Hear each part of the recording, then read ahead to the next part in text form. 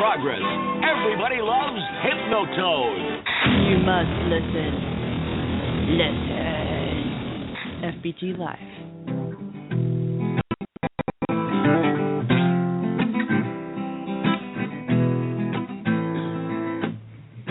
Gather round everyone and let me tell you a tale of a time when our people just didn't kill each other. Instead they gave with all that they had to give. Made sure that their brothers and sisters were clothed and fed. Praise the Mother Earth and the Father Sky. Paid attention to each little blessing in this life. Had a more intimate connection with the spirit world. Learned as a community and equally taught every boy and girl.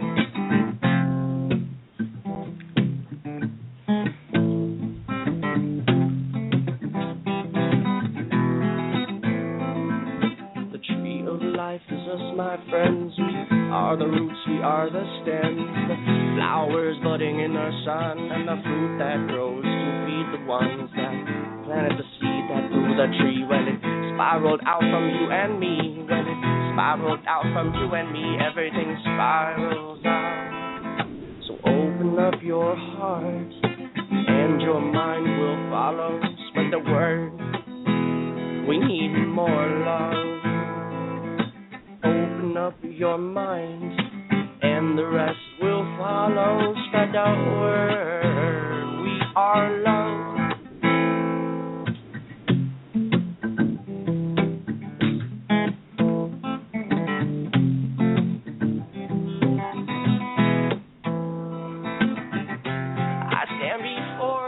Immortal man with the love in my heart and the torch in my hand to light the way as we tread through the dark, to create a brand new way and to erase these marks. I look around to see all of these beautiful smiling eyes, and I can't even wonder why in the hell there's any hatred in our lives. I am your brother, I am your sister, I am your mother, I am your father, I am your friend, your lover, and yes, even you. The tree of life is us, my friends. We are the roots, we are the stems, the flowers budding in the sun, and the fruit that grows to feed the ones that planted the seed that grew the tree. Well, it spiraled out from you and me. Well, it spiraled out from you and me. Everything spirals out. Open up your heart and your mind will follow. Spread the word. We are love.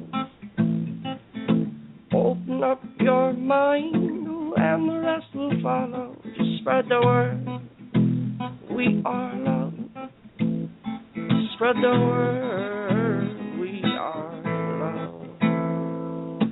Many emotions manifest themselves in different ways.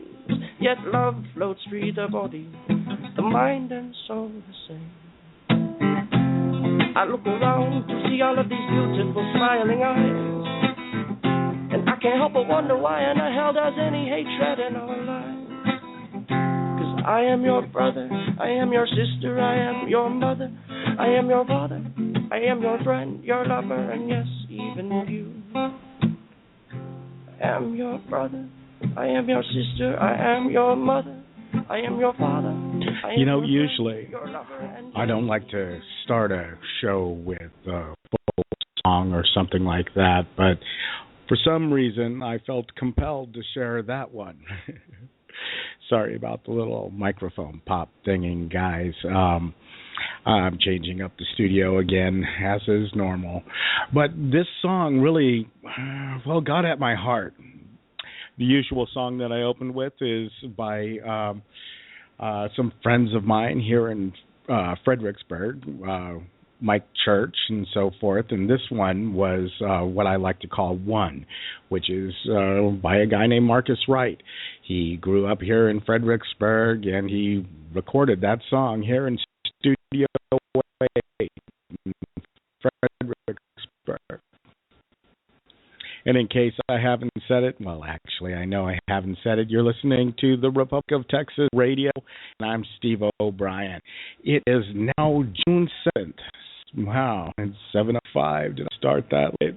I don't think so. Maybe that song was just that long. Kind of had a strange week this week, woke up on Monday and I had a totally different show planned out for you.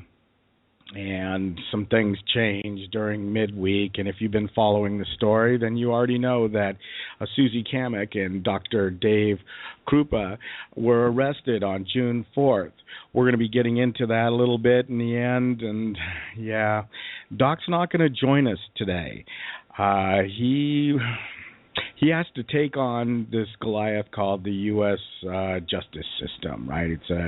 I guess it's under the arm of the corporate United States of America, and while that is going on, it's best not to talk about things firsthand. So he's going to be laying off. But lucky for us, Tom O'Halloran, of Red Nation Radio, will be joining us, and he knows the story quite well. A little bit about the story. I've been following it, and I've been listening to Tom, but we'll be handling that towards the end of the first hour and see where we go. We also have Earl Forrester coming up in the second hour, and because it's important, right, to understand what is the Republic of Texas. And I can tell you all that I want, that it is a government in an occupied nation. We're working to restore the Republic, and, quite honestly, they've done a really good job. And I'm a newcomer to the thing, I've only got a few years under my belt, but I'm listening, and I'm understanding where they're coming from. Well, Earl Forrester has actually walked the walk, and, he's been here for quite some time. I'd originally envisioned bringing Earl Forrester on to talk about finance, because he's another money guy, right? He talks gold and silver and how we're going to deal with money once we do reclaim the independence from the United States, the corporate United States, that is. But man, that's totally a trap. I want to get back to the music, though, right? Because that brings me on something that's very important to me with a republic.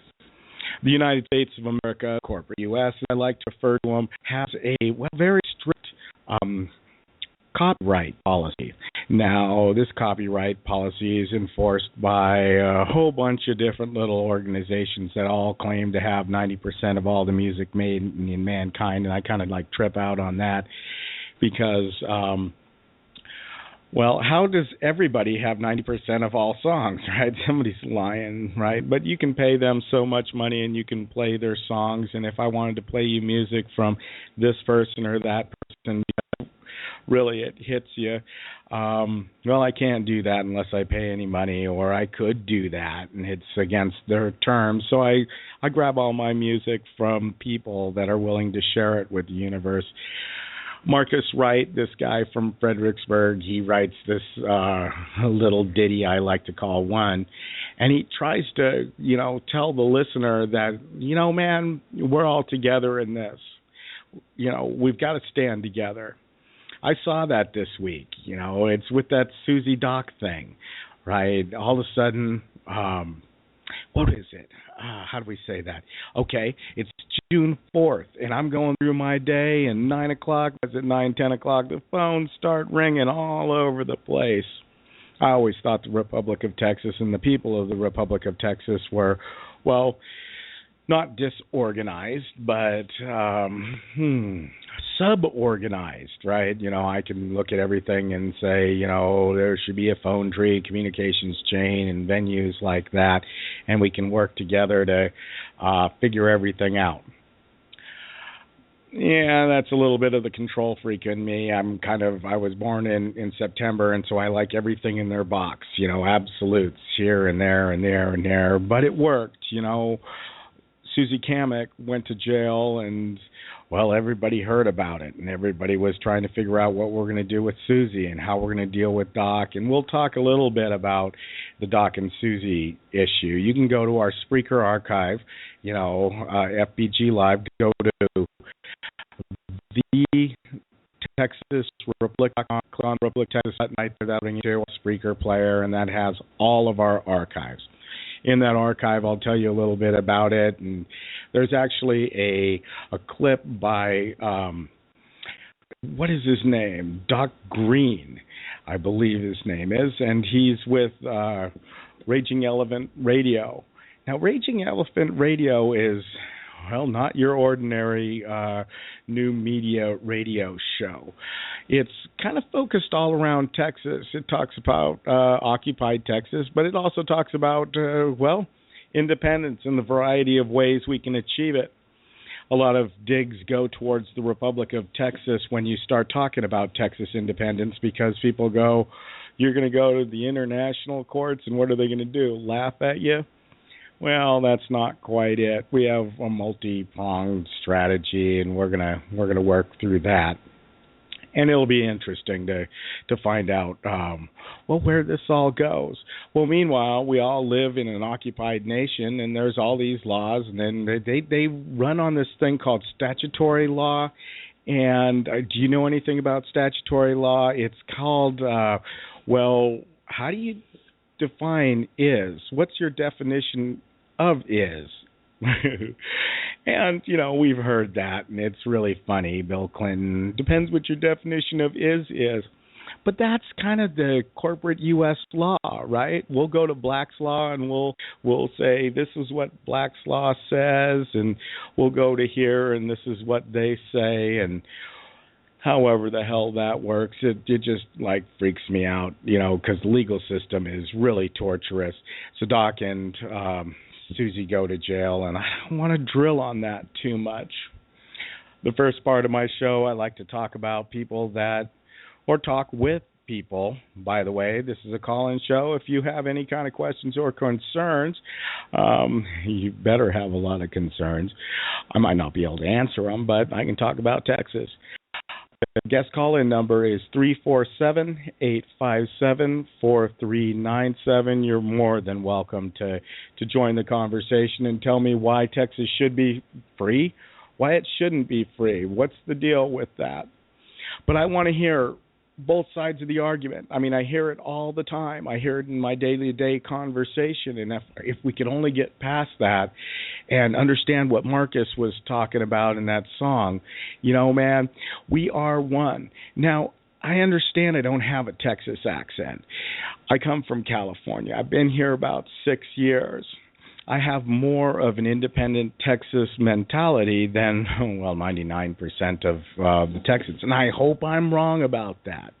But I do think that there's like 1, 2, 3%, wouldn't that be great, people in Texas that believe in personal responsibility, freedom, liberty, not taxing people, letting things actually happen. I do need to say this a little bit. The Republic of Texas as a government, you know, has been in operation, we tell you this all the time, since 2005 forward, right? We reconvened the 10th Congress and then moved forward, elected presidents. We've had a whole bunch of different presidents. And well, the government isn't supposed to do all sorts of little things, right? You know, and if you remember the corporate United States, you'll always see them interfering with, well, other nations, be it, you know, some kid was over in Thailand, smoked a joint, now they're going to cut off his head, right? It's like, dude, don't go to Thailand and smoke a joint because they're going to cut off your head. Instead, the United States sends envoys and this. And I understand it's like really nice for us to say we should send somebody across the seas to bail him out because he just smoked a joint and our ethics say this and that and this and that. That's kind of the predicament of the Republic of Texas. The government's role is not to take care of Susie and Doc. It's the private individual's role. One of the wonderful things that I saw last week was all the people of the Republic of Texas coming together and taking care of Susie and Doc, at least standing by them. My mom told me a long time ago, she says, Steve, we don't leave anybody in the hospital. We don't let anybody walk through tough points in their life. That's very important. And I've lived by that, and I've watched my mom live by that. So when friends of mine go to jail, and for whatever the hell reason, I'm there. I'm standing witness. You know, hey, if that's all I can do, man, I'll stand with you and say, love you, man. And I've done that quite a few times. I've done that for, well, I'm not going to get into that. But I got to tell you, we got to stand by people. That's the wonderful things about, the people in the Republic of Texas. Hey, I see a phone number that I know. I'm not too sure I want to bring this one on, but let's bring it on. And let's see. Hey, who do we got on the line? Richie Rich. Hey, Richie, what are you up to? Not a whole lot. I moved here from California, and you pretty much looked me up in Texas, right? Yeah. Took me the ropes. You're a good man. Good broadcaster. That's sweet of you to say. What do you think about Texas? What about freeing Texas? I'm not sure, man. Texas is pretty weird, we're after California. Okay. Well, I saw you on the board. Just wanted to get your thoughts. Thanks for calling in or listening. Yes, sir. I really appreciate you. I'm going to put you back into the queue. You do a good job. Okay, Later, man. Later. That's Richie Rich. He's a man that cares. He's a fellow Californian. Met him, a few years ago. Friends of mine and so forth. And us Californians have strange stripes, and we know all the same things and whatever. Texas independence. Well, got to say this one thing for Rich. He's not back in California, and he can see California for what it was. I see that. I totally. Okay, I'm going to go this direction. So Doc and Susie go to jail, and I know I said I was going to save this stuff for, when Tom came on, but it's an important story. Back in California, they have a tendency to arrest everybody that they can constantly, and I saw that in how they treated my friends and different people, and, they weren't even guilty. They were never proven guilty, but they were picked up, accused of something, stuffed in the jail cell, and they'd come out with stories of being trapped in little cells with a whole bunch of men and, little non-Babe Ruth bars floating in the toilet above the sink, right where they have to drink, and they're going like, man, that sucked. They go through the whole system and then they get out free of charge, or, maybe they make a deal with the judge, right? The judge goes, hey, well, you're going to lose. So if you lose, I'll give you 2-3 years. If you take a plea of guilty, I'll give you 6 months. Now, what the heck kind of bargaining is that? It's a crazy system. But when they arrest you for allegedly having a warrant, I was pulled over one time. Okay, more than once. But this one time in particular, I was like in Menlo Park. The Menlo Park is in California, and I'm sorry it wasn't Lubbock or San Antonio or something like that. Remember, I come from California. But the Menlo Park Police Department pulled me over, and I didn't have my ID. That's a no-no in California. Here in the United States, well, not United States, sorry, Republic of Texas, it's totally different. In the Republic of Texas, where did I just go wrong? I didn't have my ID. State of Texas, they're a little bit more lenient, but in Menlo Park or California, they said, "What's your name? You don't have any ID. You don't have a driver's license. You shouldn't be driving." And I said, "My name is Steve OBrien. Here's my birth date. I live over here." They say, "You're lying," and I said, "No, I'm not. I'm Steve OBrien. This is my birth date." And then, okay, great, you're lying. I said, "Man, I'm not lying to you."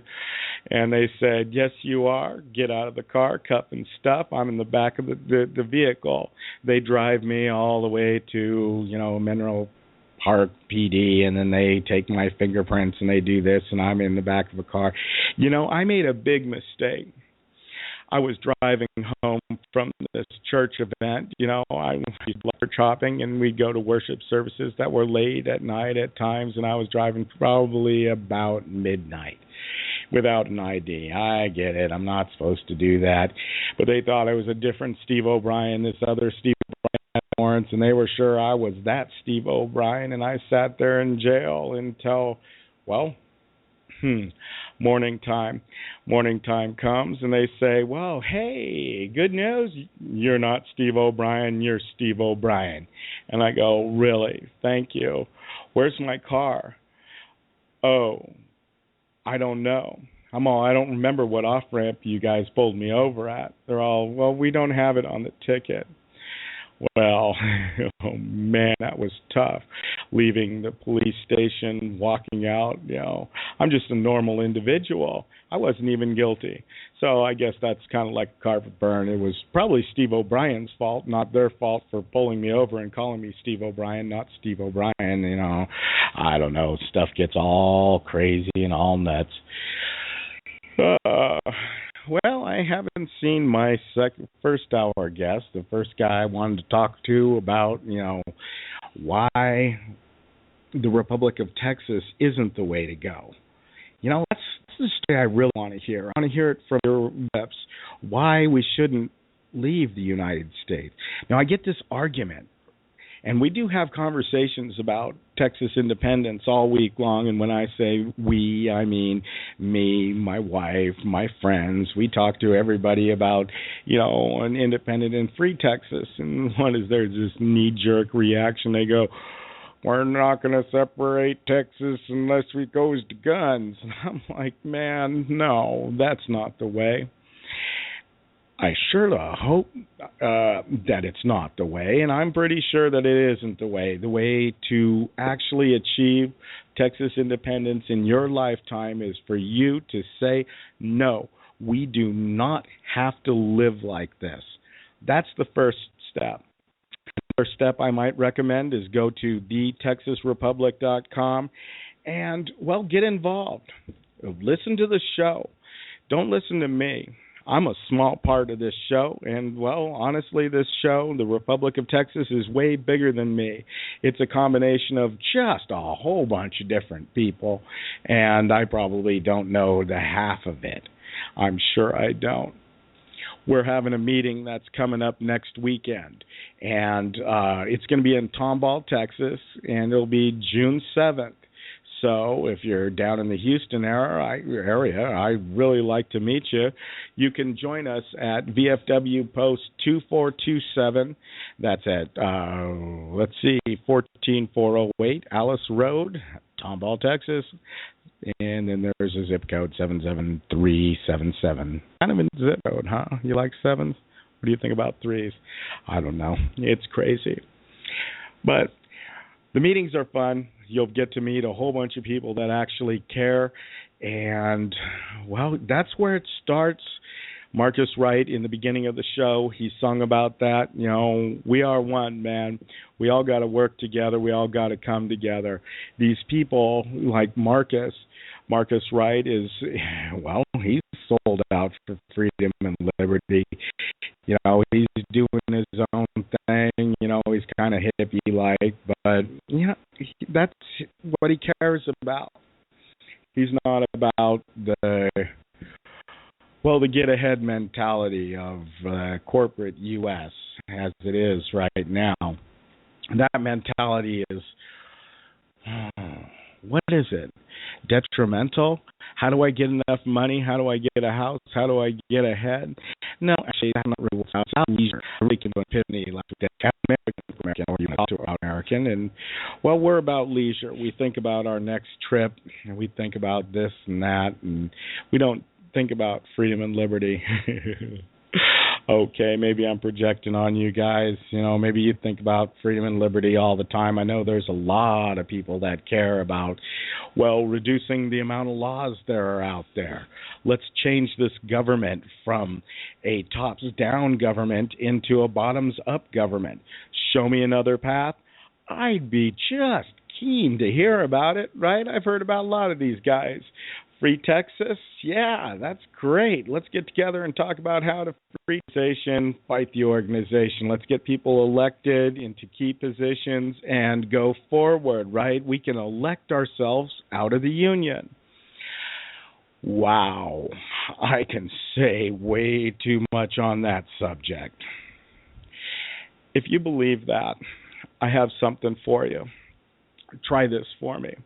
Find out who your congressman, your representative is for your state. Email them. Tell them a concern of yours. Maybe you're concerned about fluoride. Maybe you're concerned about gun rights. Maybe you're concerned about whatnot. Send them an email. See what you get back. You get back a form letter. Now call them. Get somebody to talk to. Talk to a page of theirs. Tell them their position. What do you get back from that? You get another form letter? Good. Keep doing that. Keep doing that. Do it 10 times. Now email the president. Email somebody else. Now you're doing good. No, but you might be getting past your apathy and you're understanding that the democratic system of representation doesn't represent you, and they're really good at blowing you off. They're going to get you mad. They're going to sit there and tell you so much about their opinion on how things are, and all they're trying to do, they're not addressing your issues. You have to get like so many different things on there. Hey, I think I got my guest on. I'm going to kind of poke a button and see if I can drag him on. Hey, are you there? Yes, I am. Okay, sweet. Hey, this is Pat. You know, he's he's a friend of mine. He's a neighbor. He's about a stone's throw away from me. Well, no, actually, I don't throw that good. Maybe a potato launcher or something like that, a good potato launcher. I can, hit your place and so forth. But Pat and I have had a lot of heated discussions about, a whole lot of things. Isn't that right, Pat? Yeah, there's been a couple. More than one, put it that way. Yeah, for sure. I love your opinions, by the way. Hey, what do you think about Texas? Is Texas ever going to be free? Texas once was free and will always be free. Okay. What's your thoughts on Texas independence and where we are as the corporate United States? Oh, well, I mean, yes, I think Texas could support itself, and everybody has an argument that militarily or economically and politically, I mean, yes, nothing's really changed in 100 years, 200 years. Things don't change that much. Only the faces that are in charge really change. Do you think that the people of Texas can be rabble-roused, for lack of a better term, into standing up for freedom and liberty and restoring Texas? I don't think they're rabble-rousers, or I don't think we're rabble-rousers. I think we take care of business when business needs to be taken care of. But what it all boils down to is people just want to take care of their own. They want to be left alone to raise their families and, till their gardens and, things like that. They don't want to be bothered with a bunch of, they need to be bothered with political stuff, but they don't want to have to be bothered with it because they paid somebody else to do that. Otherwise, we'd all be politicians, right? Right, definitely. And nobody wants to be somebody must want to be a politician. There are a lot of them out there. I don't, but there's people that want to do it, and that's a vocation, like being a teacher. God bless them. But I don't want to do it. No, I wouldn't want to do it. But then again, if you volunteer to do it, you better do it right. Yeah. Because it's very important, I think. You and I were talking about schools, right? And we're talking about earlier today. I think we talked about the school system as it takes kids in, and it bases them on their age only. Yeah. Period. The craziness. And you made an argument that these two kids, right? They may be of dissimilar age, but they are so equally matched that they should join the school at the same time. Yet, but that's not going to happen. Because of a couple of weeks or a month or two. I don't know. I don't agree with that policy. I think as an American citizen, you feel able to tell, hey, I want a kid to go to school right now. I want him to go to school right now. Why can't you do that? Oh, he's not 4.5 months old, whatever. I don't care, He's ready to go to school right now. Right. And if he's not, I'll come get him, and we'll go from there. But you know what I mean? I totally know what you mean. I hear you a lot. Well, I know that when we get the Republic restored, and I know you think this is a bit of a lofty dream, I think that people are going to stand up and, say, yes, I want to be free. And you don't see that in the crosshairs at this time. Is that correct? I don't think the masses are behind the movement. If that's what you're asking me, no. Okay. I believe that you could if you give them something if you give them something, I ain't giving nobody nothing, man. I'm trying to help them. Well, an idea. It's not anything physical, like an idea, a hope, a dream, a goal, not monetary or anything like that, but just you want to build a republic and break away from the United States and do this on our own. Okay, why should we do that? Because we're already getting all this stuff from them, and they have all these programs that give us free food, and all this stuff is supposedly taken care of, although you pay for it very dearly. They don't even realize it. I totally got some gifts then.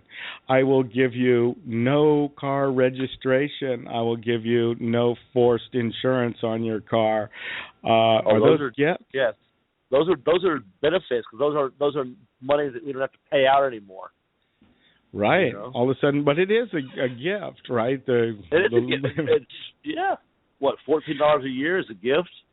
Right, for sure. That's for an inspection sticker. You have to have insurance because, somebody else has a better car than you've got. Yeah. Those are gifts. I know. Sure. Incentives. I know a friend of mine. Not gifts, incentives. I know a friend of mine that couldn't pass the vehicle inspection, right? And so there he has a perfectly running vehicle and it doesn't have any wiper blades, right? It's like, well, for the safety of all of us. Go ahead. That is dangerous, not having any wiper blades. I'm telling you, when it starts to rain, you wish you had them. I'll put it to you that way. Okay, great. Because I've been there and done that, and you wish you had them when it starts raining, by chance. So should we do inspections just to make sure everybody has working, wipers? And we are going into summer right now, right? Yeah. That's a testy situation. Blinkers, I don't know so much, but windshield wipers, if you can't see in the rain, you can't see in the rain. Pull over on the side of the road, which is a hazard, and that's dangerous. Yeah. I know. If inspections for vehicles is okay. Yeah. I guess. I guess. I could go with that. I mean, I'm not sure about all the money. I don't like traffic tickets. I'd rather have no traffic tickets and pay $45 a year or $50 a year for an inspection sticker and have no traffic tickets for seat belts and lane changes and all the petty stuff. Okay, so let's deal with that then.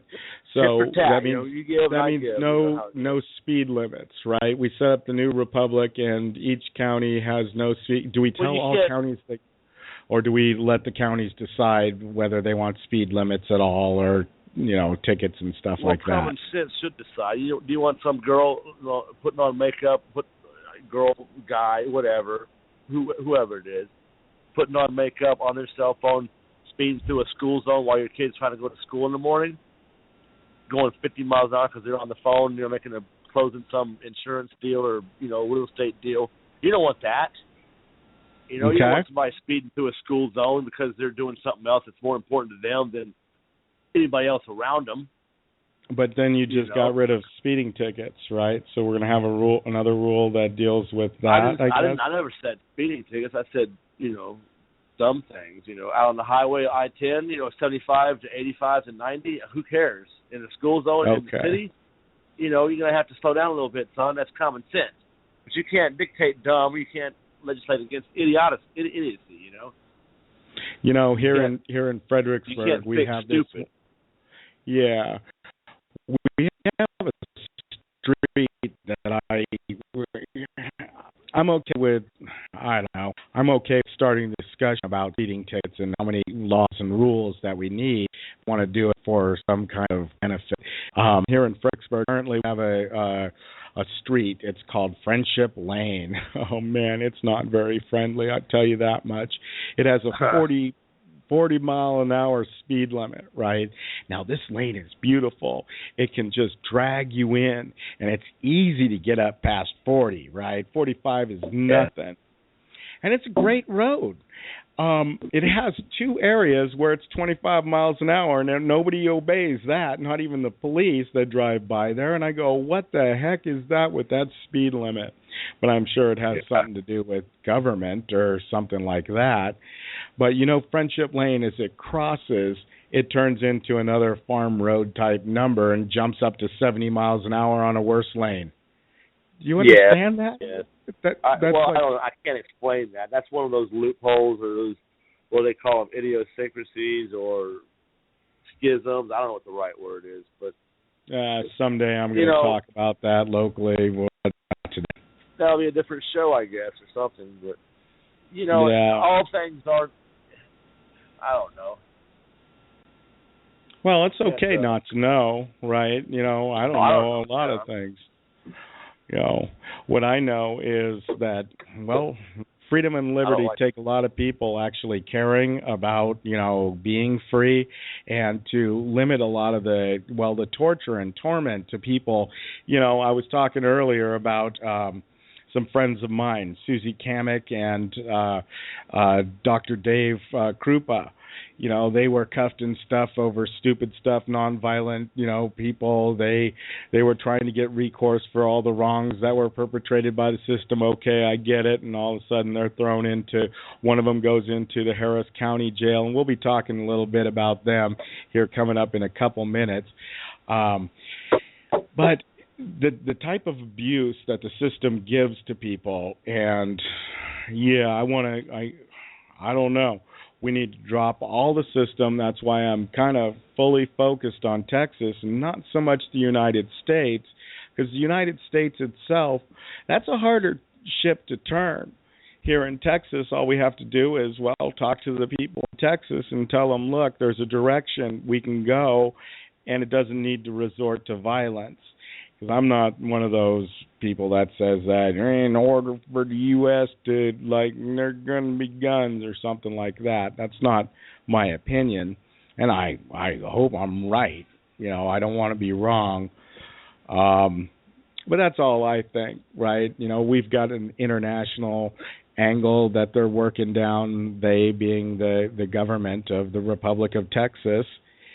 And I've got my own angle that I'm going down, just trying to tell people, we don't have to live like this. You know, I don't like it anymore, Pat. I really don't. Oh, yeah, well, something's got to change. I know that. But I don't, how to get it done is going to be a good debate. Yeah, it's going to be an interesting ride. And, I'm for one, I'm down for it. You know, last week was a little bit brutal. Next week will probably be a little bit different. I never know what's going to go on. Man. What else do you know about Texas there, Pat? Should Texas be free? I think Texas, I'm going to tell you about a little back note to what you were saying before. Texas people have always had the mindset in the back of their head that they are an independent nation, because they have been at one time. So it's always like, your opinion is a little bit different than the whole nation as a whole, because Texas thinks of itself as a nation anyways, a nation inside of a nation, so to speak. As like probably the Indians think of themselves as a different nation inside of this nation of all of us, the Indian nation of, Native Americans, and Texans think of themselves, you know what I mean? Right. Californians think of themselves Californians, but they were never as, Texas was its own country for 10 years, whatever it was, and then all the Indian people were, how proud they are, right. Oh yeah, so they were a nation for a long time. You have subsets of nations inside of this nation, so. not really one nation under God. It's a bunch of nations under one nation under one God, or so to speak. So, but I don't know. Texas can definitely rule itself. I think it has the wherewithal and the means to do it, and the guts. But Yeah, I'm totally with you. I guess we don't disagree on that. Maybe we can find something we disagree with. Tell me something that you disagree with me. Let me see. Oh, do we live in an inverted hollow earth? That, or we can talk about that weather control program that you're so involved in. You don't believe in government weather control? I believe the government knows how to control weather, but I don't believe that they are controlling every weather pattern that happens in the whole United States at any given time. Well, I don't think they can. Did they make Katrina? Did they make Andrew? Did they make Neil? Did they make all these hurricanes that have happened in the last 50 years? Is that all government work? I mean, different people say different things about it. I've heard different things, and some people say yes, some people say no. I say I don't know. I say that the military says we're going to own the weather by 2025, and it's 2015. You think they're working on it? You think they've been playing with that? Well, maybe they meant that they could predict it as opposed to not really. I don't. You know what I mean? We will own the weather by that time. We'll know what it's going to do. We can tell before it's going to do what it's going to do by itself. Yeah, the word predict and control the weather. I say this one thing right now. Don't fool with Mother Nature, because she's going to win no matter what. Oh, that's true. Yeah, they can control weather. They can cloud seed. They can disperse clouds, break up storms, fly into storms and look at them. As far as, I want it to rain on my house right now, they can't do that. I see. They can't make it rain on just my house and on just my block or none of that kind of stuff. What about the stealth fighter? Did you believe that they could go radar free before you heard about the stealth fighter? Well, I heard stories about the Faraday cage that not being that effective. It was a little idea. But as far as the radar signature, the angles seem to work. It's geometric. It's if it does, it does. If it doesn't, it doesn't. Okay. The thing reflects radar. As far as I don't know. Well, I'm happy I got you to disagree on something, right? But the neat thing is we do agree that Texas should be free. Oh, it should be. Well, it can be. I mean, as far as it's being beneficial to Texas or the nation as a whole, that's a good argument. I don't know. Maybe next week we'll talk about that. Well, I look forward to that. Good week, yeah.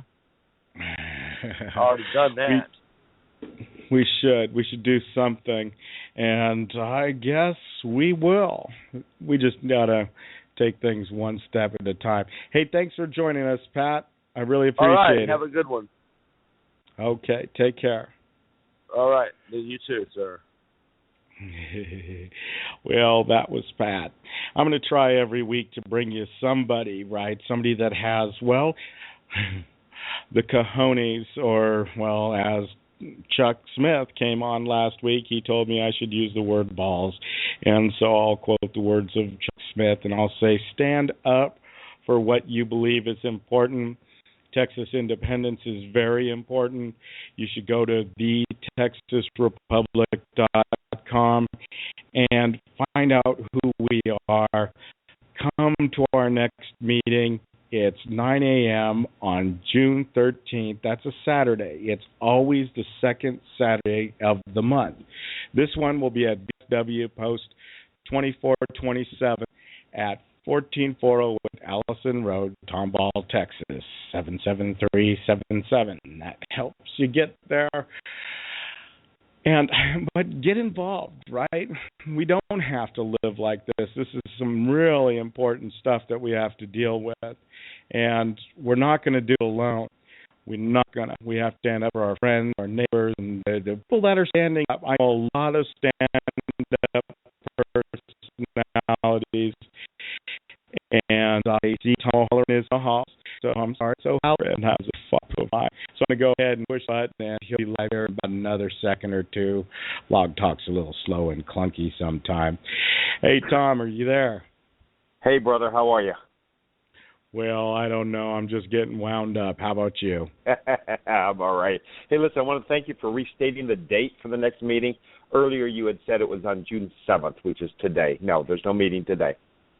It is June 13th in Tomball, Texas, and the address and the map are on the website, thetexasrepublic.com. And second of all, I'd like to go back on what Brother Pat said a few minutes ago, girls putting on makeup while they're driving and stuff. Come on, Pat. If they're cute girls, it should be allowed, okay? If they're kids in the street because it's a school zone, the kids need to watch out. The cute girls are allowed to do this, okay? Okay. Put things in priority. Third of all, before we get onto the topic of the day, okay, you talked about your police stop in California. You're not Steve OBrien. You're Steve OBrien thing. I came to Texas a few years back, and I was a mess. I had dropped out of the system completely in California about almost 30 years ago. I had no driver's license. I was driving a car that was not insured. It was not registered. It had no plates. I had no insurance. So I go in, I park the car at Walmart after I'm down here for about 2 months, not driving it around a great deal, but, go to the store and stuff. Park the car at Walmart, and I'm walking, 12 cars down to hit the main road that goes across in front of the Walmart before you get through the doors. And as I'm getting ready to cross, here comes a sheriff's car, constable car. He turns, we both nod heads, how you doing? And he turns and drives down where I just came from. Now I take another 20 steps, put my hand out on the door, and as I'm getting ready to go through the door, I look over my shoulder, and there he was, stopped at my car. I got this old 1990 Lincoln Town Car. So I say, okay, I got to go back. Wander back, no plates on the car at all. In Nevada, before I came out, in Nevada you can pay $1 and get a 30-day pass for anywhere in Nevada you can drive your car, which is what I did when I bought it. But I left the state about 2 days later. So I wandered back. I says, I had a feeling you were going to stop. He says, yep. This yours? Yep. You got plates on it? Nope. You got insurance? Nope. Is it registered? No. Sir, you got a driver's license? No. Said, I got a concealed permit. You want to see it? He says, not really. So I explained to him that I'd kind of dropped out of the system for a while and this and that. Then I lost my job, and I was out of work for about a year and left my wife so I could come out here and find work and set up shop and move her out and get my life back together. And I said, I guess I'm qualified for a couple of tickets, huh? He says, well, tell you what, son. He said, I could probably write you about 15 tickets right now. He said, but I'm just kind of guessing that that's probably not what you need in your life. Wow. He says, tell you what, you do your best to get your life back on track. I hope you find some work, and you just take care of yourself and have a blessed week. Nice. Talk about welcomed it, man. It's like, oh, yeah. Well, see, those are really the stories that I like. I really like that kind of story because it adds the human angle towards, laws and rules and regulations. They're not all absolute, right? No, they're not. And what he saw was, never mind my story. The story's almost immaterial, but I have a concealed carry permit. Therefore, I followed the laws, the important laws. The rest of it is all administrative procedure. But here's a guy that's in the system. He's been fingerprinted. We know who he is. He's carrying a weapon legally. And little down on his luck, and he's fighting back. He's not on a street corner holding out a sign, give me money.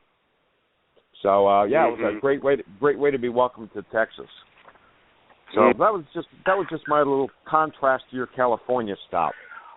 No, that's beautiful, and I'm sure that happened in California too. Unfortunately, I was No, I lived in California. I lived in California for 30-something years now. In California, if they can put a red light on behind you, you're getting a ticket. Going to jail. I was trying to give them a break. I was really trying to throw them a bone, but I guess they deserve a bone. But they deserve a bone, all right. But okay, Okay, so you're a refugee too. Well, got it. Okay. How about this last week? Was that a week from hell or what? Actually, yeah. It was a double-edged thing. It was a blessing as well because we saw what we can do when we stand together, like your little song said.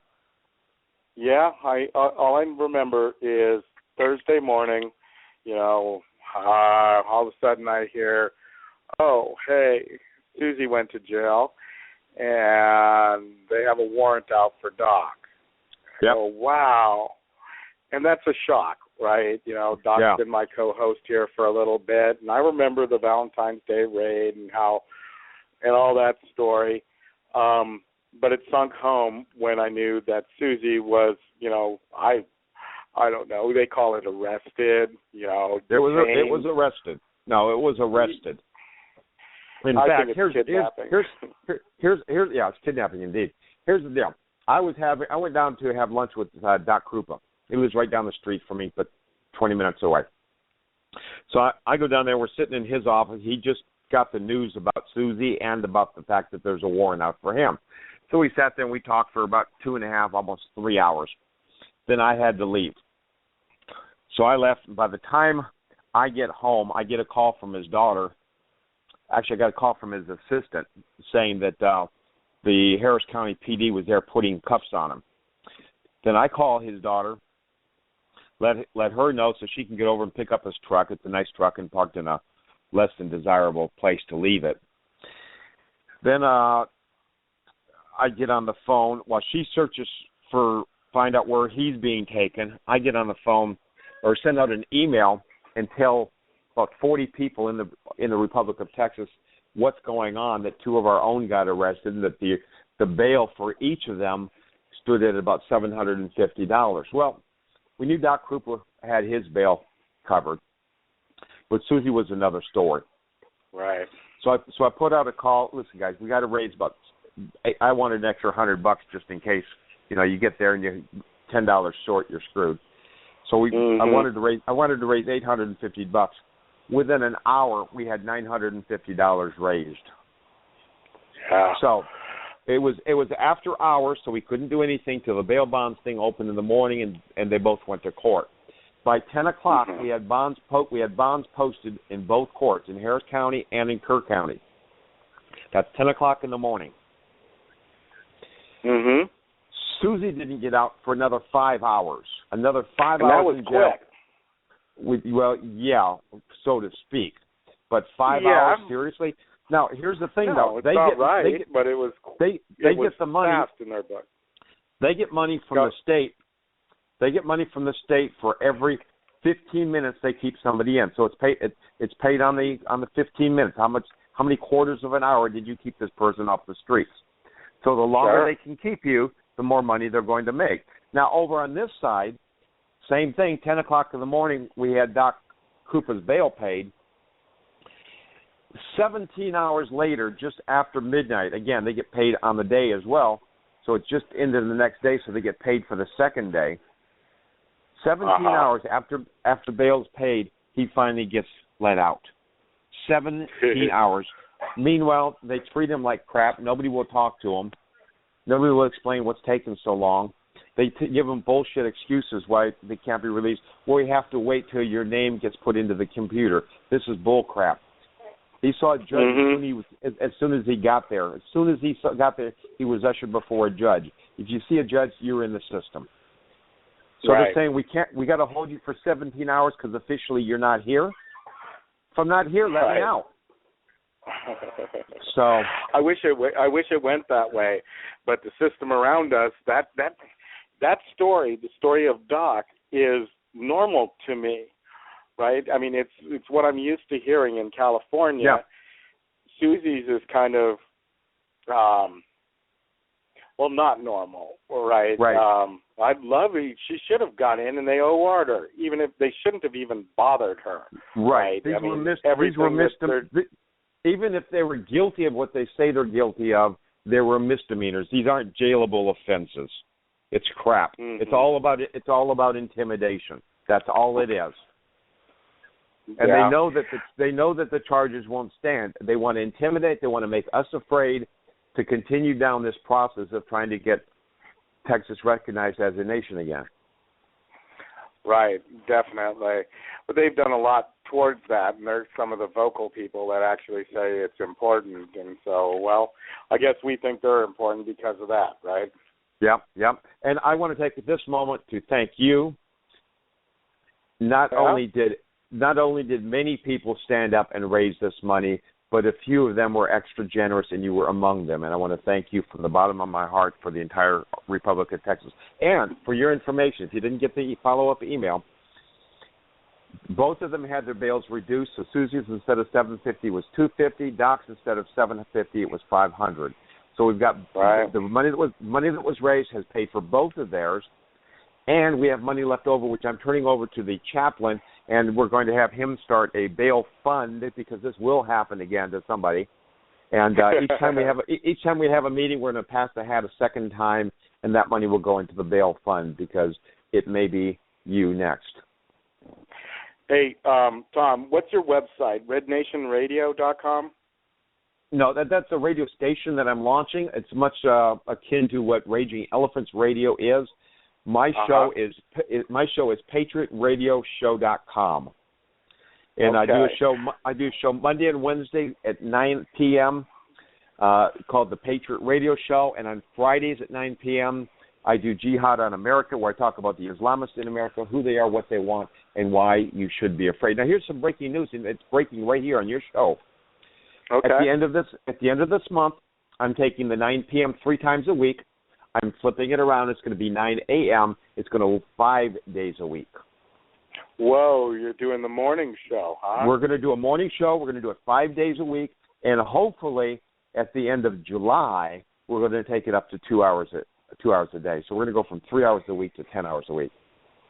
Man, I've done morning shows previously, and it takes an awful lot to get into the swing of get up, get ready, get going, boom. Well, yeah, but back then you were a doper, and that didn't, Yeah.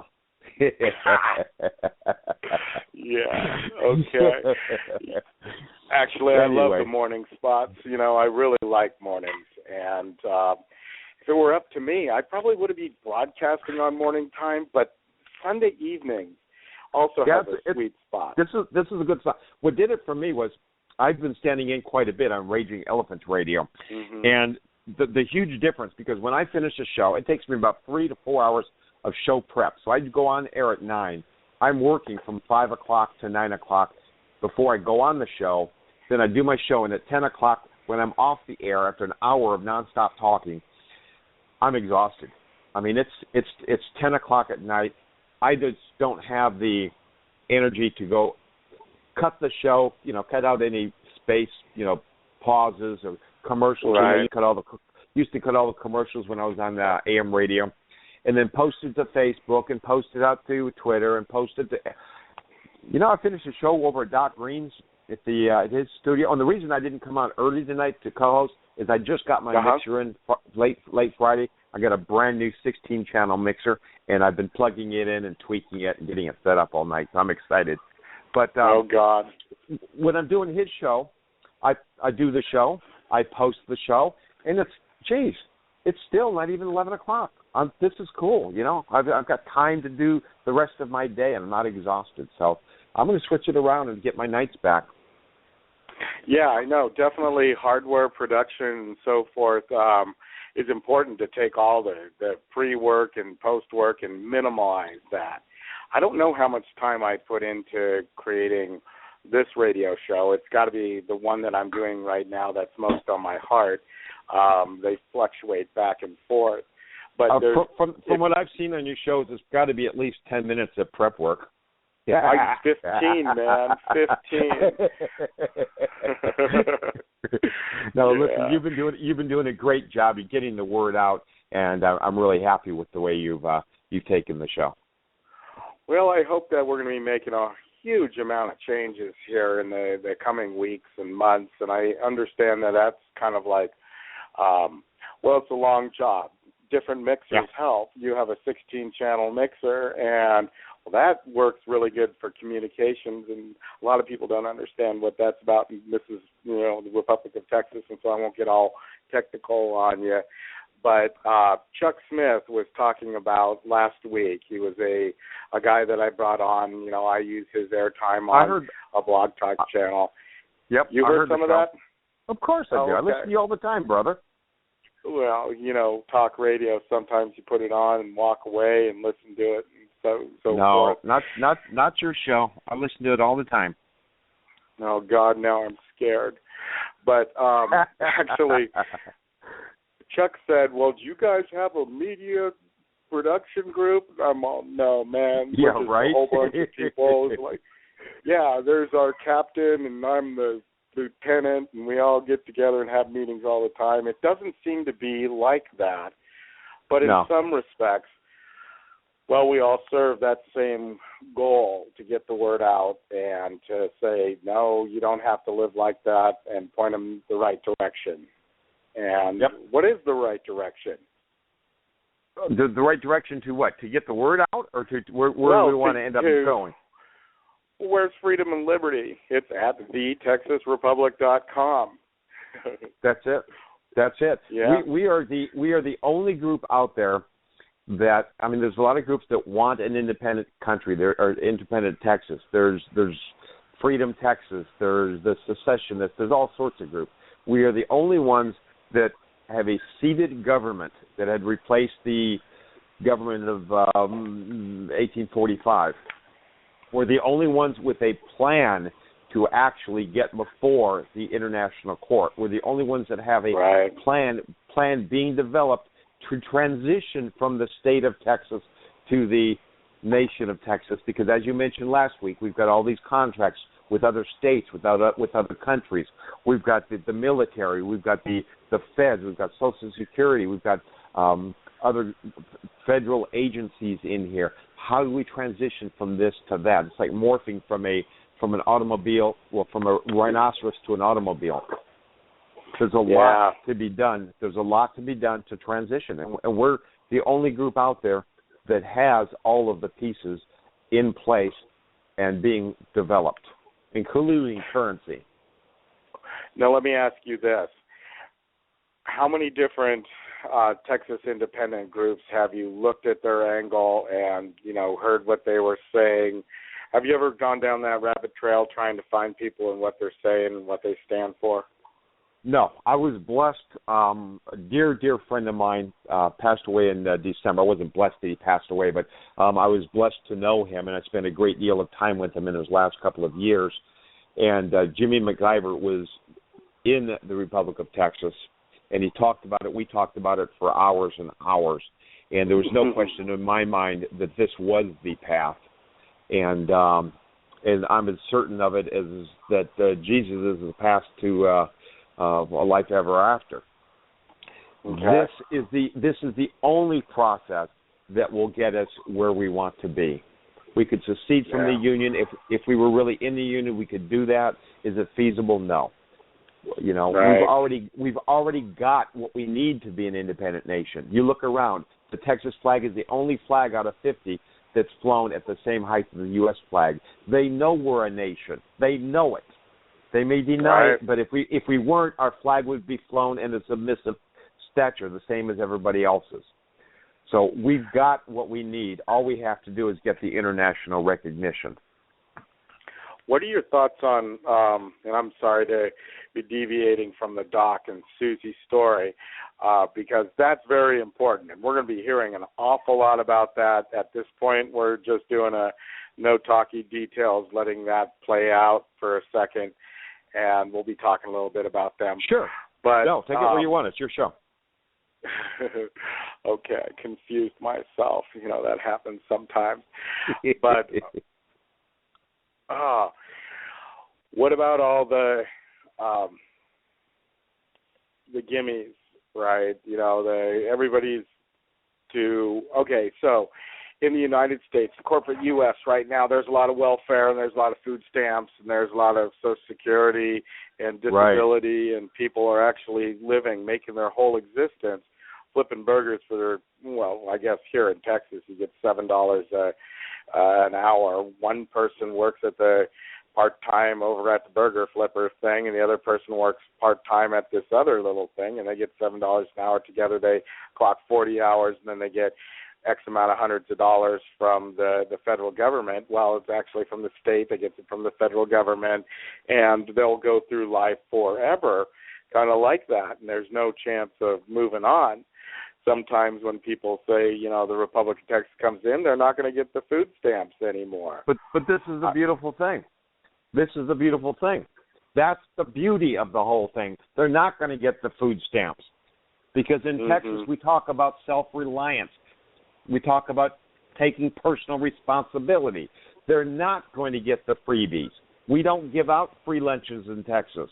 So they're going to move on. They're going to actually get off their ass and go get a job, or get off their ass and go to California where they give you everything, and they'll take care of you from cradle to the grave. That's the beautiful thing.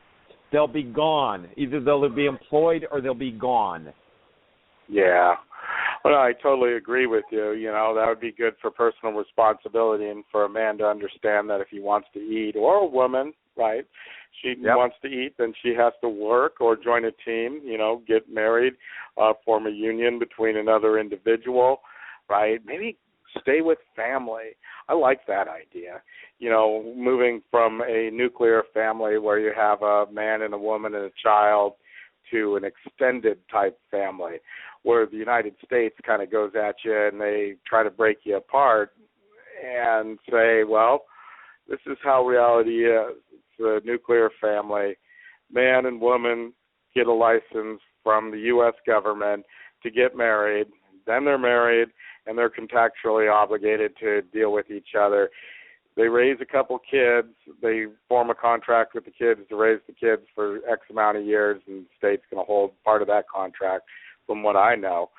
And then they go away at 18, and you're not responsible, and then you get old and you die, right? And maybe ethics shouldn't be part of politics, but I think personal responsibility actually brings in the fact that mom is getting older, and somebody's got to take care of mom. It's not that nursing home, and mom can take care of the grandkids. It's kind of like a roll back to the past.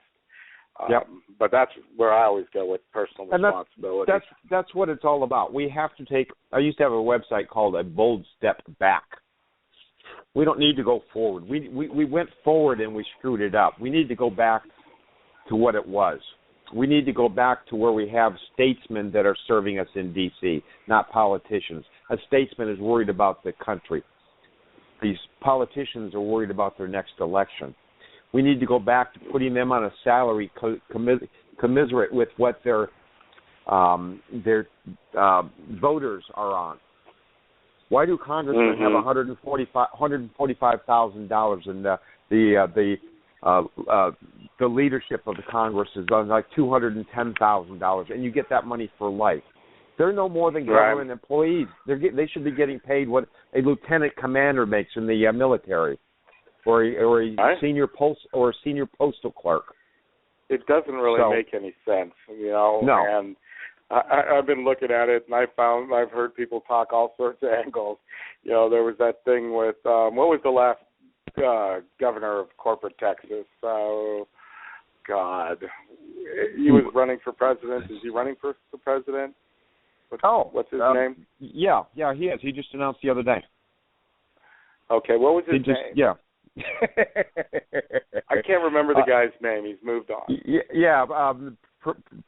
Geez, that's wow.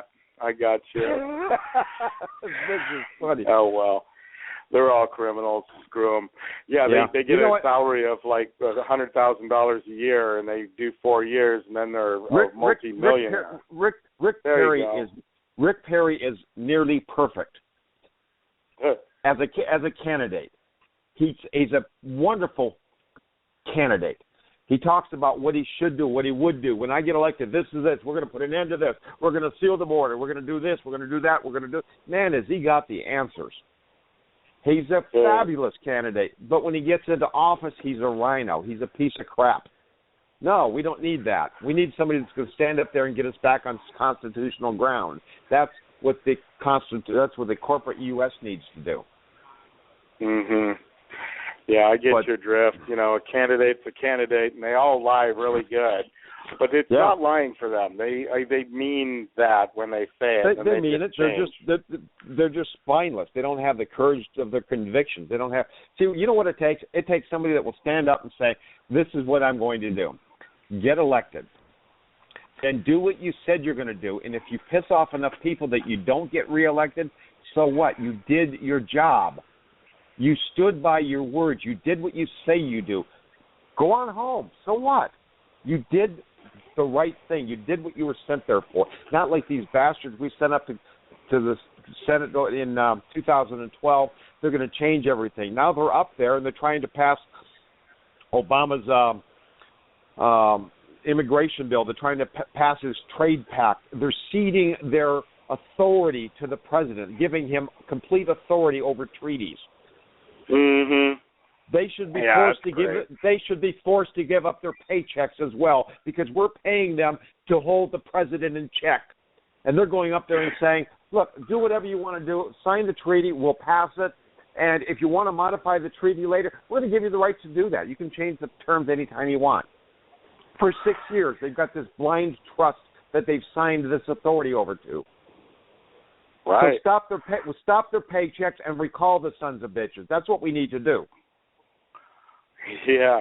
Well, I don't think that'll do any good, because more of those rats will scurry in, and, well, people don't like to have them accountable.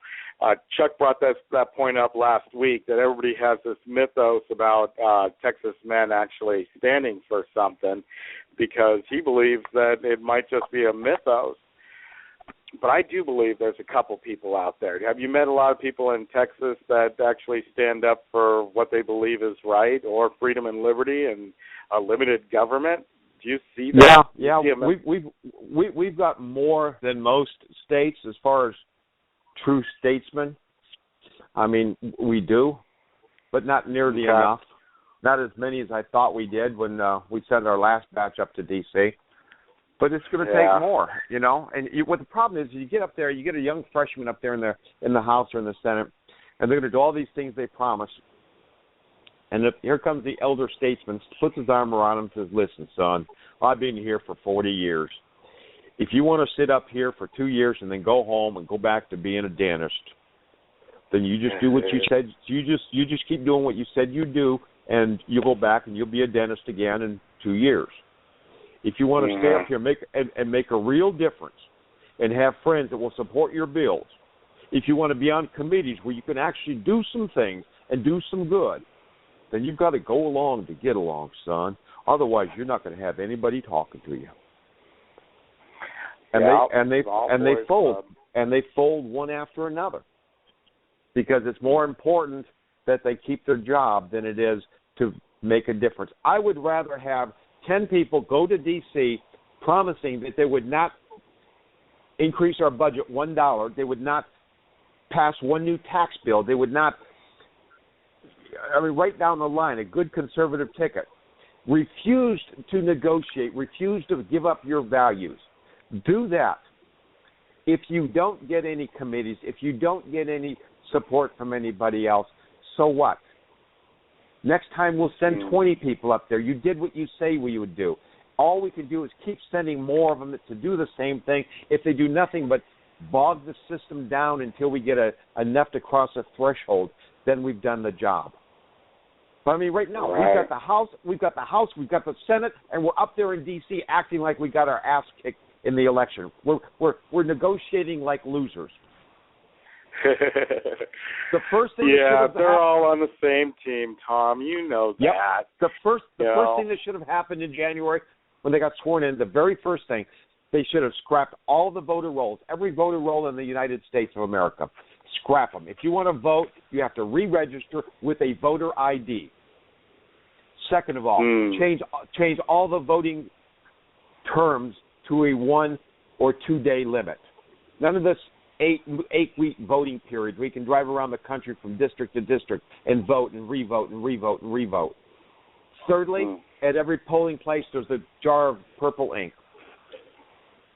You don't need computers. You don't need all this fancy crap that can be rigged and pre-rigged. People come down out of the caves in Afghanistan and Iraq. They come out of the damn caves to vote, and they bring their voter ID. And they dip their finger in purple ink so they can't possibly vote again in the next 2 days. And it's a fair election. That's all we need to do. Yeah. But we've got millions of people. We've got millions of dead people on the rolls. There's over 300,000 people in the United States voter rolls that are over 125 years old. If you look at their date on their voter registration card, there's 300,000 plus people that are over 125 years old. They just you don't have to convince me that the damn thing's rigged. You know, I've listened to black box voting and all those guys, and I've heard all the shenanigans, and I know there's tricks and all that, and they're steering us in the election selection thing. Tom, I got Earl Forrester on the other line. I want to quickly give you the last few minutes. Tell me, what is important? What is the most important thing that you can think of for whatever? What's important is we keep moving the ball forward. We don't let up. These arrests are nothing to us. All they do is steal our resolve. We've got to get all the different groups, Freedom Texas, Liberty Texas, Texas Secession. We've got to get pulling in the same direction, get online, cross each other's websites to each other, get everybody we can involved, wake them up to what's going on. Only we can do it. You can't expect somebody else to do it because they could be waiting on you. You've got to become an activist yourself. That's it, brother. Dude, that rock. Really appreciate it. Hey, until next time, man, thank you for coming on. Thank you for sharing the information. Thank you for caring about Susie and Doc and taking care of your own. I really appreciate it. You got it, brother. God bless you. Yeah, God bless you too, man. Wow. That was really cool. I haven't talked to Tom before, at least not on a radio show. We usually talk, on the phone, and it's usually very matter-of-fact because I'm kind of a matter-of-fact kind of guy. I call up and I want to talk about this, I want to talk about that, and sometimes I kind of get wrapped up in stuff. But that's just me. My original intent for the last few weeks was always to be talking about finance. And I never thought that I was going to get a fill-in guest like Earl Forrester because really Earl knows a lot about finance. And I actually had the pleasure of interviewing him once at the Republic of Texas rally in 2014. He sat down and we talked money and numbers and gold and silver and composites and digital currency and fiat currency and this and that. And he has opinion about all that stuff. And I'm not going there with him today, but, I can't ever say that I'm not going anywhere because we might go there a little bit. But I was looking for somebody specific this week, and so I had to cast the net out, after my second hour guest kind of couldn't make it this week. And we're going to work that out again. But Earl's going to talk to us about the early days of the Republic. So you had the Republic of Texas in the 1800s. It ended up shutting down shop after around 10 years, right? And then, it started up again in 2005. 2007 it was fully formed. But why should I tell you this story? Why should I tell you, how it came together? Why don't I just hit this little button over here and watch the spinny doohickey, and then all of a sudden we do this? Hey, Earl, are you there? I'm here, thank you. Okay. It's good to talk to you, Steve. A long time no see. Here. It's been a while, huh? Man, that's last great. August. Yes. Wow. Hey, man, so do tell me, the Republic of Texas, how did you come about understanding that Texas needed to be free? What brought you there and when? Well, I guess my first argument was freedom, or great desire for freedom, was when I was audited by the IRS, and I had a little real estate business in Austin, and they audited me, and it took them 6 months to audit me, and I figured there was something wrong. It just was something wrong. Are we still on? I got a big click there. Hello? Right. No, we're still here, man. Okay. Keep going. Anyway, that started me out, and then I started subscribing to a little newspaper called the Spotlight newspaper. I'm sure a lot of your listeners still remember that, but it's been on the wayside quite a number of years. What year was that? Oh, that was in the 70s, I guess. That's great. In the early 70s, when I was subscribing to it, and there was a man by the name of Dr. Martin Larson that wrote an article every once in a while in the Spotlight newspaper, and he just kept saying, there's things wrong, but I didn't know what they were. I was just I felt there was something wrong, but I didn't know what, and then so it evolved from there. Then later on, when I moved from Austin down to San Antonio, and this was in the 90s, 88, 89, along in there. Then this Republic of Texas started up, and I was one of the first made the first meeting of the Republic of Texas, and that's right. where I really got interested in. Well, that was the Richard McLaren Republic of Texas. Is that right? That's correct. Yes, that was Richard McLaren. He was the. Go ahead. Well, Richard McLaren he was the guy for the 90s to stand up and say, Texas needs to be free. And he did that, and he had a lot of people listening to him, didn't he? I heard lots of reports of hundreds, and one person even told me thousands of people had showed up at his little meetings all around Texas.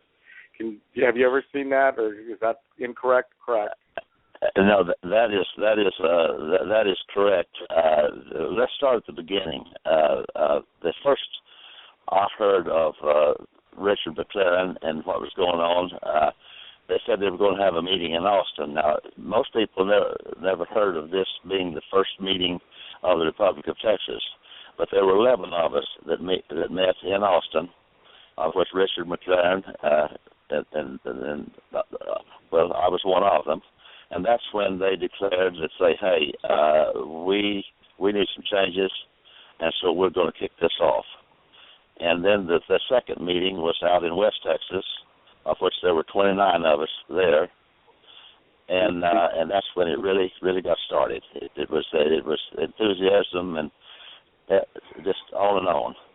And then the next meeting was in what they call the Cotton Gin here in Austin, here in San Antonio. I'm sorry, not Austin, but here in San Antonio.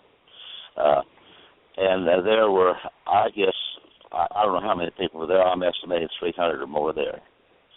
And then it grew from there. The largest meeting that we had was in Houston. I don't know how many were there. It was just, they were everywhere. It was just, the rooms were packed, and I was busy doing something else, and I didn't get to meet a lot of the people there or even listen to what all went on there, because I was so busy trying to, in my little cube, doing what I was doing, that I didn't really get the gist of it until it was over. And then, of course, then there was the big meeting in Austin, where we met and went to the IRS, and I told them to get out of town. And, of course, they didn't leave, but still yet we were standing up for what we felt it was right. Right. So Richard McLaren, it was like a slow thing to start, goes to 13 to, wow, a whole bunch of people. What crashed? What went wrong with Richard McLaren's Republic of Texas? Because it's not the same Republic of Texas that we know, me and you, right? Well, really what went wrong with it, and I will be forever sorry that I didn't bring this up at our meeting in West Texas. It seems that once something of this nature starts, regardless whether it's political or otherwise, it starts out with one person trying to do something, and then a few join in. And then as more people join in, each one of them has a little platform that they want something to add to the platform. And first thing you know, you have, 100 people with 100 different agendas. And I'm sorry that I did not state at our meeting that, hey, let us choose 5 things on a platform, and let's not argue about anything else except those 5 things, or allow anything else to come in until we get one of them off the board, and then we'll move on to another one. And that's what happens with most movements, is they get out of hand because too many people want to go in too many different directions. And that's what happened with the Republic of Texas. And Daniel Miller, and then that got all out of control, and he ended up, in some kind of a firefight and yada, yada, and then the Republic of Texas goes down in history, at least the 90s Republic of Texas, as a strange militant group. I hear that a lot, actually. Not really a lot, every once in a while. Well, the thing is, of course, there's always the media that's never on your side. They take things out of context. They always do, always have, and always will.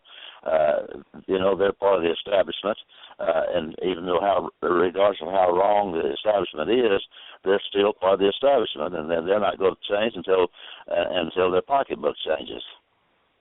And that's for that. It's just like with the Republic of Texas now, as it stands. Anyone that would read our platform and not say that, hey, this is what I want, it's got their head in the sand, or they just don't know, or just do not care. I mean, I do not talk to anybody, but hardly anyone, that doesn't have something bad to say about their government. And I'm not talking about just the federal. I'm talking about the state, the local. Sure. Sure. I believe yes. you. I believe you totally. I can say the exact same thing. Everybody has something that's gone wrong. But the question is what are they doing about it? Seems like you've been dealing with what do I do about it for a while, and then in the 90s you found the concept or the idea of, Texas independence. You went through the Daniel Miller Republic of Texas time, pulled out into the 2000s. And where did everybody go when Daniel Miller went to jail? Did anything else form up, or everybody kind of kept in touch with some people and something like that? Is there anything next? Well, Daniel, I did not know that Daniel Miller went to jail. I wasn't aware of that at all. But I'm sorry. I was talking about Richard McLaren, not Daniel Miller. Oh, Richard McLaren, yes. Well, here again, Richard McLaren went off on a different bench than what he started out to be. And he tried to buck the federal government and the federal courts, and of course you just can't do that. It doesn't work. They have the money and the power to. They may not have the authority, but they have the money and the power to do whatever they want to with you, and that's what they've done with him. And I mean, he was really railroaded like many other people. Right. It's all gone now. Yeah. So when he left, yes, the Republic of Texas went way down, and in a sense it's still down. But I repeat again, anyone you go to the website on your computer and look at the platform that's been stated for the people, and who wouldn't choose that over what we have today? Yeah, that's one of my biggest questions. Why not? Why not be free? Trying to tell people that they don't have to behave like what we're behaving right now, paying taxes on everything, paying taxes. Man, how many times do you pay taxes and so forth? There's got to be a way out. And when I look at the United States as a way out and trying to go to Congress and vote them, make them do something, I go, no, that ain't going to happen. Tell the United States of America, corporate U.S., to follow the Constitution. They'll say we do. And I'll go door to door, right? I've done this once, Earl. I walked down Main Street with an MP3 recorder, and I asked everybody I could. I said, do we follow the Constitution? I did not get one reply yes. Well, no, I'll take that back. One guy said yes and then quickly said no. And I was astounded, right? And I don't know. What did they turn around and go home and watch TV and go back into leisure land? And some of us care and some of us don't. Well, yeah. Steve, first of all, there's probably not 1 in 100 people that have really read the Constitution. And I can't say that I've studied enough to know it. But basically, our Constitution is, to most people, is living honestly. But if you ask somebody to quote you something from the Constitution, they can't. They may know the First, Second Amendment, freedom of speech, and gun rights, but outside of that, they don't know the Fourth, Fifth, Sixth, Seventh, Eighth. They just don't know them, and they don't know what they stand for.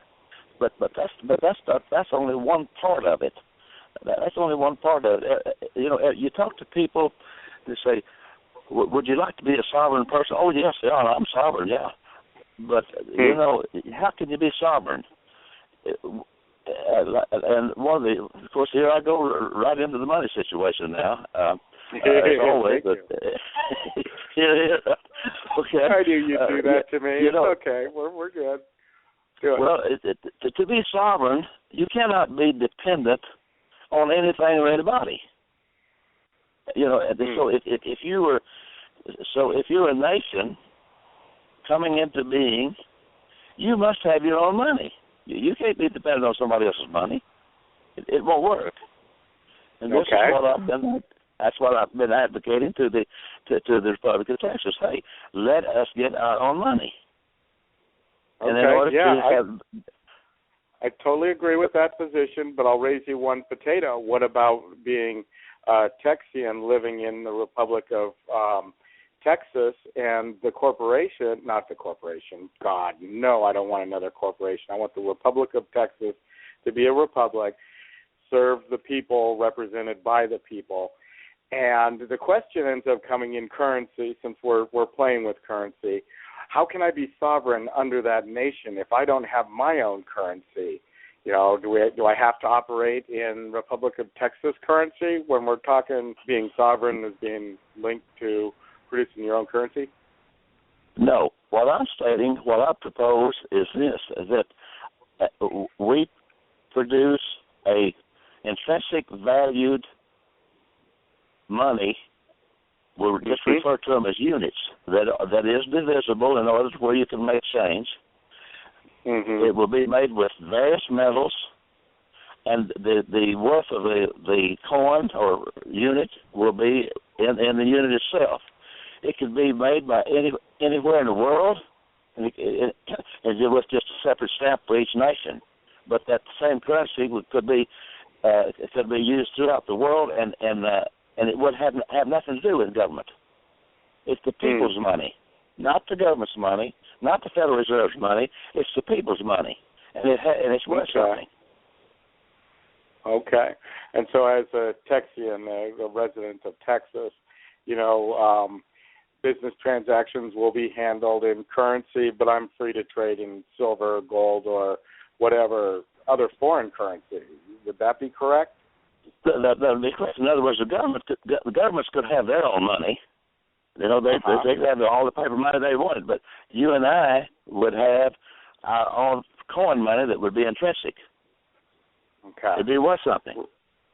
Right. Theirs are not worth anything. Right. Fiat currency. But you're not a supporter. The key to that is you must have enough coins or enough different coins to where you can make change. Right, divisible by quarters, 50 cents, 5, 10s, like the U.S. thing. The Europeans used to do it in 10s and 20s, and the other different directions. Well, America did it back when we used gold and silver. I mean, it was all divisible, and all the money was intrinsic. Now it's all paper throughout the world. And the problem it's controlled by a few different people. And the problem in trading in silver and gold is that the fixed value of those are always fluctuating too. Well, and then there's the problem of there's not enough silver, gold, and copper and stuff to be bartered with at this present time. Or is that a moot point? Or is that right or wrong? Well, a coin can be made of anything that's value. If we were used to just for example, the coins that we have today, the pennies, nickels, quarters, dollars. If the penny is they thin this so much it's not even worth a penny hardly. The same way with the nickel. But you can make those coins to where they have that value. You put the value into the coin itself of so much nickel as whatever the market value of it is, and it will pretty well stable itself. It's like gold and silver. You can always interchange gold and silver, regardless of how it fluctuates. Okay. But all this, I'm just giving you my opinion. It's not something I love opinions. I need, in order to have a good argument, discussion about anything, you got to have all the sides of the story, right? We got to talk about silver and gold. You have an angle of composite units, divisible, right? I've heard people actually talk about, fiat currency and the governmental control thing, and we'll talk about that. And, electronic or digital currencies. But tonight, I really wanted to give some lineage. And we will bring you back on if you're interested, and we'll continue on this conversation. Let's keep going down the finance path on Sunday nights for the next few weeks. And then we'll swing around back to you, and, we'll talk about, currency, blended currency in units. Would blended be the correct term? Would what? Blended? Because you're talking about metals with intrinsic value, right? Yeah. I'm sorry, I didn't follow you on the blended. You blended coin? You mean blended metals within each coin? Yes. Mm-hmm. Yeah, that's the kind of where you go with monetary units. Yeah, but that's where you'd have to go. It's because in order to get the where you can make change for a dollar, so to speak. Okay.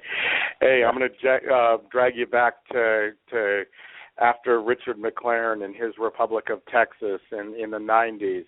There's a group's name that I heard talked about. They were called the 10th Congress. You ever hear of a group called that?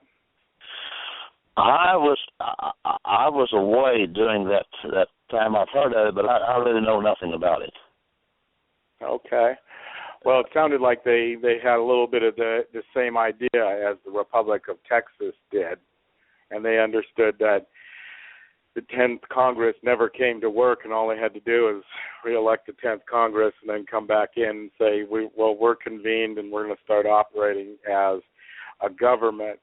Now, tell me about that. Were you there when the Republic of Texas first came together and said, well, we're going to start it up again? And it's like somewhere in 2005. Yes. This is when I sort of came back into the fold to a degree. But then I was there for just a little while. Then I left. I became their treasurer, and this is when we really put forth the effort of being an independent nation again. As far as each ramification or each step in that direction, I wasn't that in the know, so to speak, of what was going on, and in fact, I almost have to plead ignorance there. This is more Ed Branham territory. Okay. And, well, I'll definitely run that by Ed next time we get him on. But do you remember the first president after that long break between the presidency? This guy named Larry Hughes. Do you remember him at all? I remember Larry Hughes very well. Yeah. Can you tell me a little bit about Larry? What was he like? I don't know too much about him. His personal life or his political life. Larry was a do-nothing president. I personally thought it was a mistake to have him as president, and he refused to sign anything or do anything his whole presidency. He may as well not have been there, as far as, and that's my opinion of Larry. And Larry and I rode back and forth to the Republic of Texas meetings on numerous occasions, and had lots of good talks. When Larry became president, he was a totally different person than he was when I was on a personal basis with both he and his wife. And in fact, I've helped him move twice, and he's been at my house several times, and on and on. But that's as far as I would like to go with Larry. Oh, that's fine. I'm just trying to get a snapshot of the time when Larry was president and get a good feel, right? And the only way we do that is get everybody's understanding their impression of the man, the individual, and we'll patch together a story about Larry Hughes and see what's the measure of the man or whatever, but he was there, he existed in the rebirth of Texas. He was there, and he's a very knowledgeable person, and he was there at the Republic of Texas up until he became president. It was just just a really an interesting person to talk to, knowledgeable, knew this and that and the other. But when he became president, he did nothing. And, there's another president. I wish we had a president like that for the United States. Yeah, to do nothing? Wow, wouldn't that be wonderful? After him, this is one of my favorites, right? I don't know him as a president or anything. I just know him as, he's talked a little bit, and I liked what he had to say. His name's Jerry Lahr, right? Jerry Lahr was the second president of the Republic of Texas, after it came back into being. I always say first president, second president. There were other presidents, and Ansel, wait a minute. Did you say Jerry Lahr was president? Yeah, wasn't Jerry Lahr president? Did I get that wrong? I don't think so. No. Oh, no. Well, I've heard that quite some time, but I'm willing to be corrected. Who was the second president? Golly. Let me go back here. Okay, because the lineage that I have puts Jerry Lahr as president for about a year of his 3-year term, at which time he was arrested and went to jail, and his vice president at the time, which was Richard Perkins, ends up stepping up and taking the role of president while Jerry Lahr was absent. I could be mistaken there, because I had to leave the Republic of Texas, and I was absent for a long, long time, just trying to make it. Because I had to quit in order to go make a living. And so maybe I'm wrong with Jerry Lahr, but I hadn't seen him in a long time. I thought until I didn't even know that he went to prison, but until he had returned. Right. So possibly I'm wrong on him, but I did not know he was president. I know they wanted him to run for president prior to him going to prison, but I didn't know that he became president. Yeah, I think he did. I've heard this previously, and because Richard Perkins is the only president to have served 5 years. The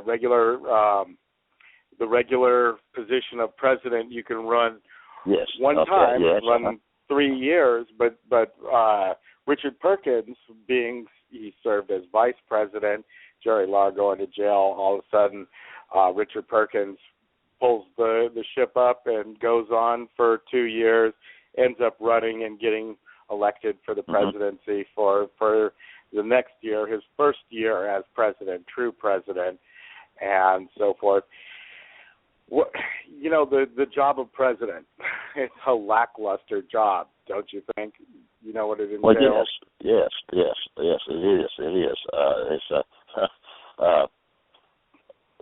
It's not something that they get involved in, that they're going to make any money, not going to be popular, have any power, and you have a lot of responsibility, and, well, your big job is to follow the Constitution and do what's right and prevent, be the checks and balances, represent the people. And that's what I like. I don't know much about Richard Perkins when he was president. What was that like? What did you think about Richard? Well, see, here again, I had to withdraw from the Republic of Texas, and I didn't keep up with it at all during those years. I came back into the fold when John Zarnicki became president, and he called me and asked me if I would like to return as a treasurer. And I had a long talk, with my wife, and I finally decided to do so. But prior to then, I was absent for 6 years or 7 years there. That I just wasn't part of the RT. See, I missed out on two different occasions. I was gone for 40 months, and then I returned and was involved as a senator, etc. And then I came back as a I left, and then I came back again last year. Mhm. Yeah, John Zarnicki is the one that dragged me into the Republic of Texas too. He talked about it for many, many years as I knew him, and then finally I said, "Really? You president? Well, they must know something." So, okay, if they got you going, then that gives it some validity. International recognition. What are your thoughts on that? Oh, God, what's the word? Is that the right angle, the right vector? Everybody keeps dissing. Well, as I understand it, here again, you're really talking to the wrong man about that.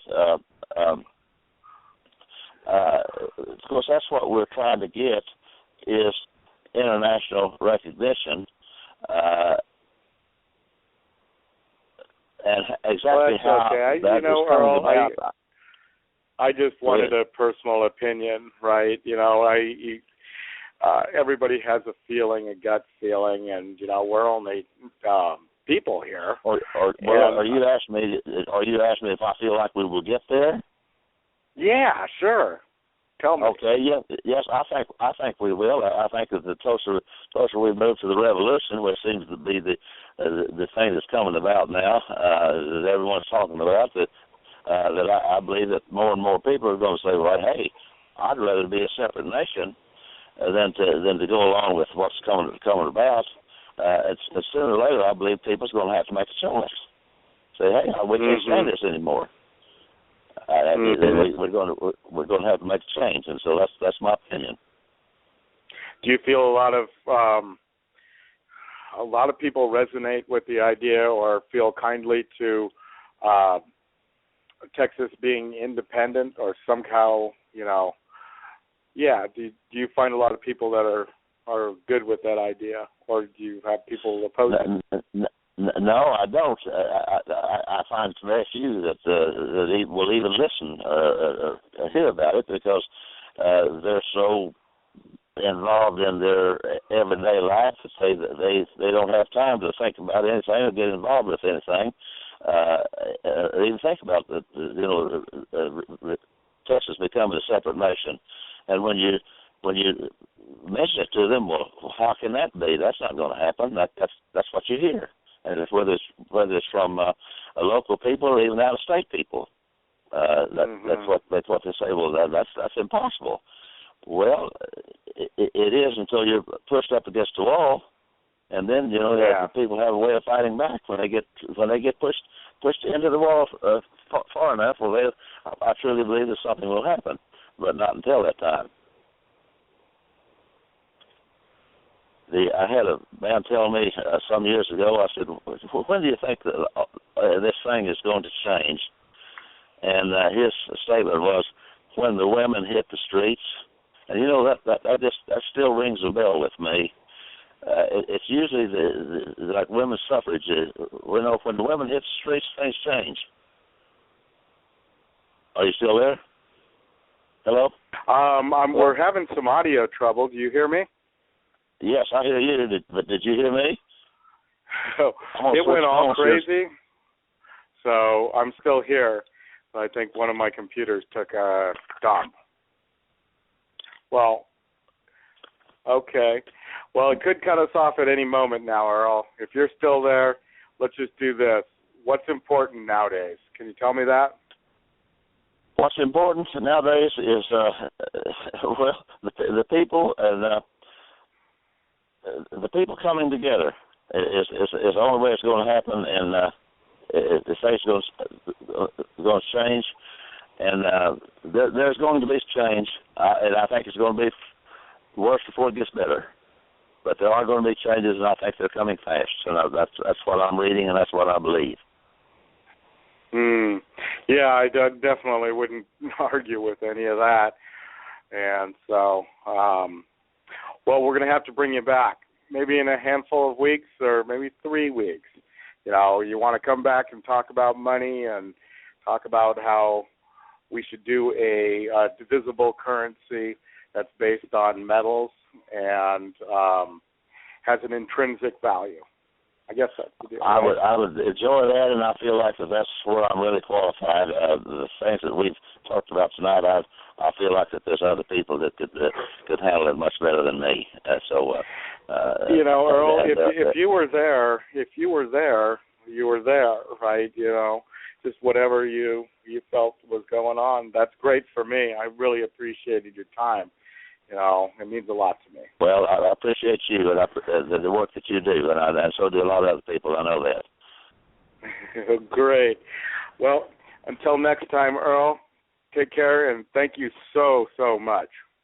So thank you for having me. Bye-bye. Okay.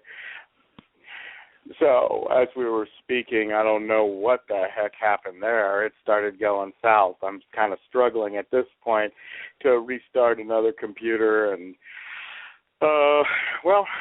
see if the show's still going on. It should be going on, but you never know with Blog Talk. It kind of boots you off. But I'm going to go ahead and finish talking, and just in the hopes that it's still going so I can close the show off correctly. Telling you that, freedom, liberty, and, a republic, a restored republic is one of the most important things for the world in general, not let alone the United States. Letting go of Texas is important. The first way to recovery is returning to an honest government system, something that the people have a say in, that it's not a dictatorship. That's really important.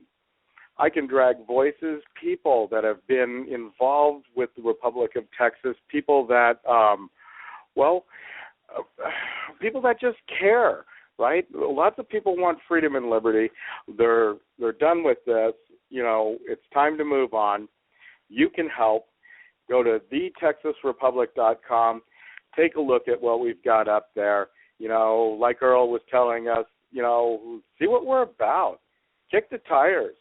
Come to our next meeting. The next meeting is on Saturday, June 13th, as Tom wanted. I guess I made a boo-boo last time. Next meeting, 9:30 a.m., Saturday, June 13th, 2015, at BFW Post 2427, and that's at 14408 Alice Road in Tomball, Texas, 77377, so you can put it in Google and get accurate or semi-accurate, directions. There's a lot still left to be talked about. It's nice. We've got Doc Kroupa back out of jail. Shouldn't have gone to jail in the first place. That's going to be an ongoing story. Not that, it's very interesting, very important. Susie, that's going on too. But the important part is, what are you doing to free Texas? Are you talking to people about Texas independence? Are you asking questions? Do you have a problem with what we are saying here? Every Sunday night, you can listen to us over at thetexasrepublic.com. You're welcome to call in at any time. The phone number is 347-857-4397. And, just don't call that if you hear me on Spreaker, SoundCloud, or YouTube or whatever, because we only do this on Sunday nights. Your time to call is when we're live, 7 o'clock through 9 o'clock. And it's the end of this thing, man. I really do appreciate you listening. I want to give you, we're going to do it again just because I feel we need to play this song again. Oh, I can't do that. Bad, Steve. Well, no biscuit. Oh, well. Hey, love you guys. I guess I'm going to go away without a song. I always got a song. It's not tonight. Take care.